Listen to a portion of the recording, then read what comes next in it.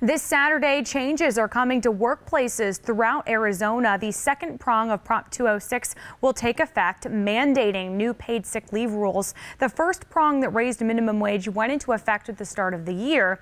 9 on Your Side's Max Darrow sat down with the Tucson business owner and found out how this changes his operation. Starting Saturday, employees at businesses across the state will be earning paid sick time, 1 hour for every 30 worked.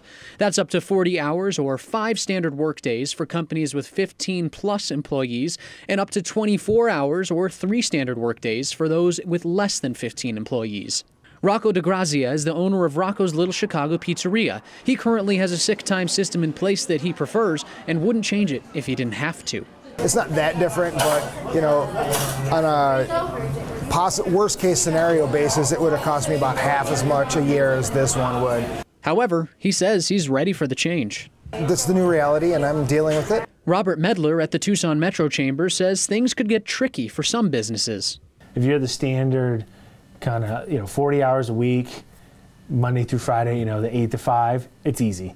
If you are a part-time worker or you have a different relationship with your employee, that gets a little more complicated. Every employer is legally required to have an updated employment poster like this one, and it has to have new information in Prop 206.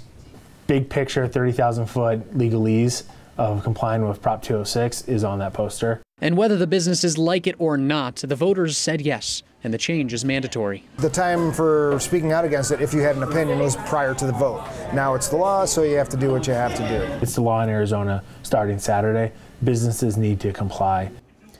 And when we're talking about sick time, Medler explained it could mean you're sick, your child, a parent, a relative, roommate, whoever's close to you.